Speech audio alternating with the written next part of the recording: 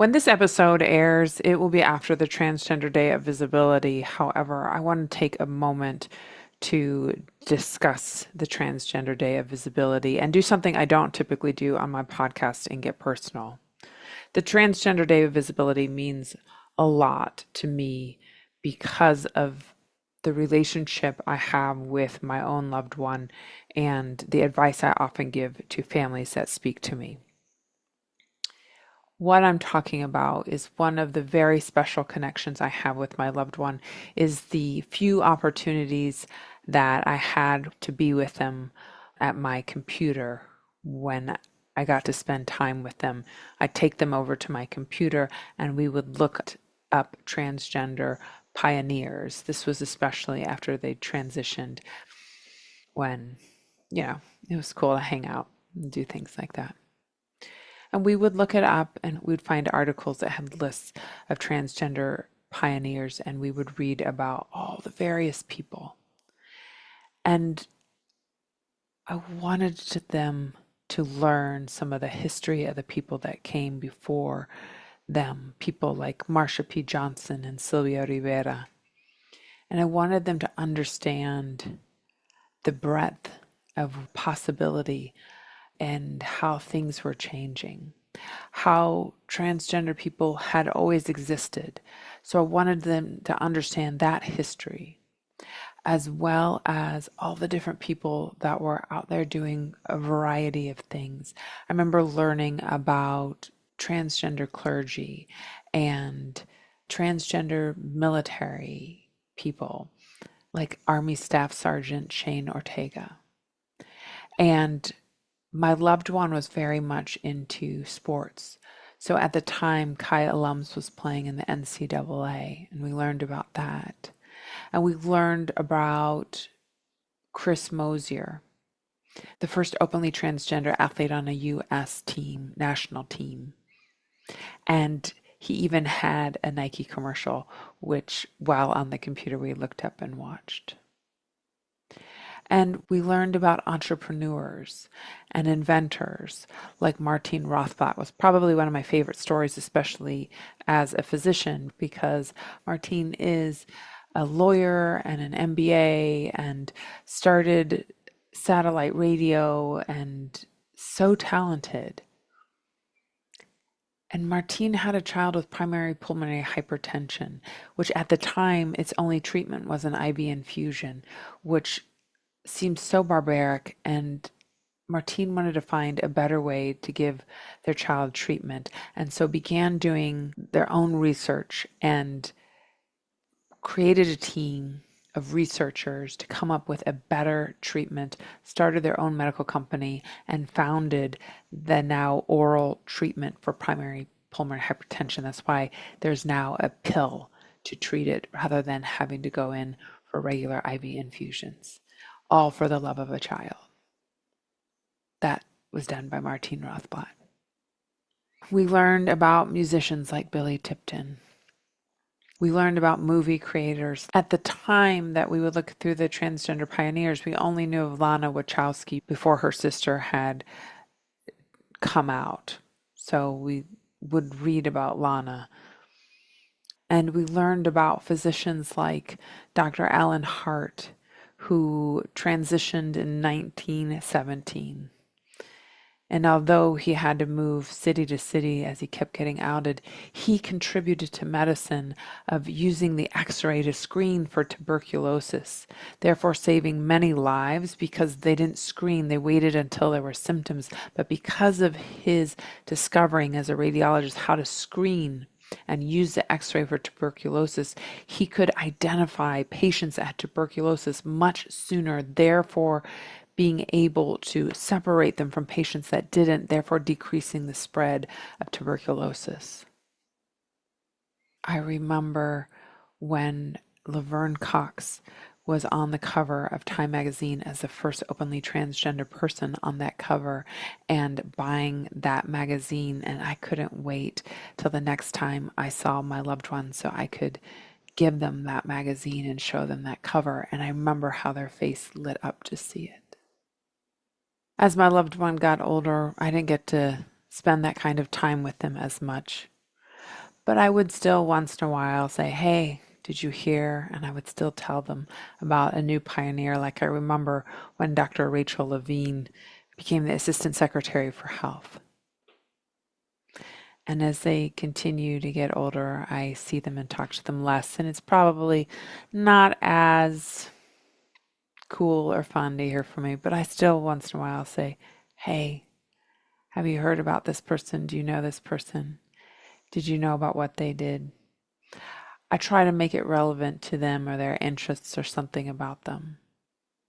But they still get a little smile on their face when I share those things with them.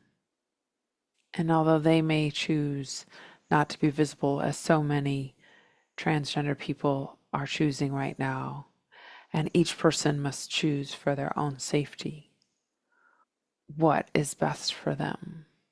That visibility not only helps cisgender people understand and learn about transgender people,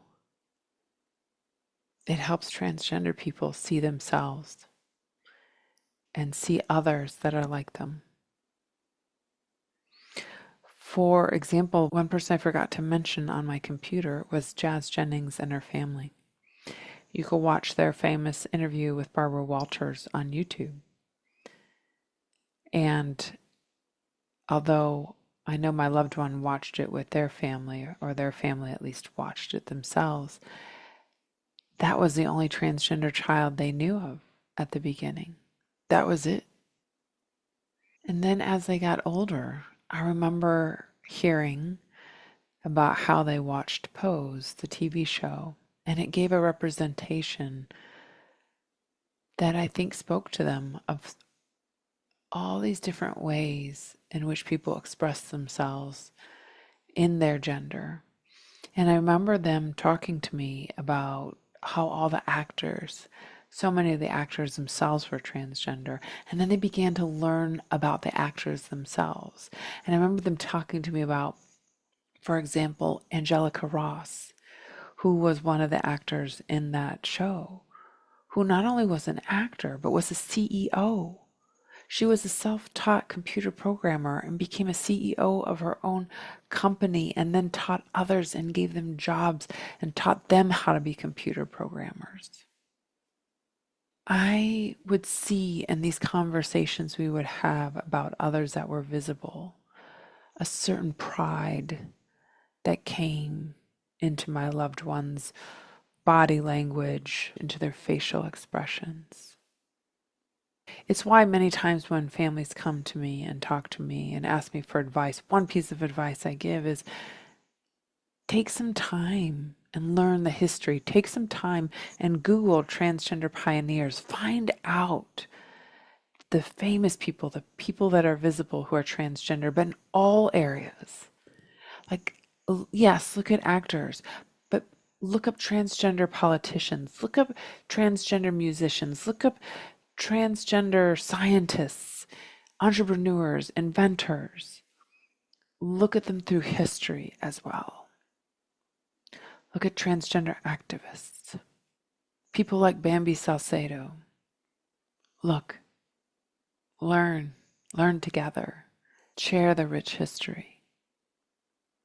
Often parents express to me a lot how that's hard, that this is something they can't share with their child. They can't share this identity with their child. And that's true of a lot of things. And it is hard. And you can't share the experience. But what you can share, especially those with young kids, is the history. You can share with them the victories and the joys and the positives. That's why Rachel Crandall Crocker started the Transgender Day of Visibility in 2009. It was to have a chance to celebrate those victories and joys and to continue to inspire the fight for rights. So I wanted to take a moment of time today for those that may not know some of the names I mentioned today, to inspire you for whatever interests you to go look and learn. For those that have loved ones or children or whomever in your lives, to maybe share some of it. If you are on social media, find they're amazing people to follow. People like Jeffrey Marsh or Milia Jam, or there's just a whole list of people. Alexandra Billings, those are the first few. Chris Mosier, Pink Manta Ray, so many wonderful people to follow. See their content, share their content with your loved one, or just listen and learn yourself. It's a hard time right now for people to be visible, and those who are, I think, are being very courageous. And as I've talked about in the last episode, is there all these false narratives that go around. But I think when we start learning the history and the stories, and we see the breadth, like any group of people, if you take an identity, the breadth of diversity within that group, we see the error in those narratives. We understand so much more. We see the humanity in people because visibility matters.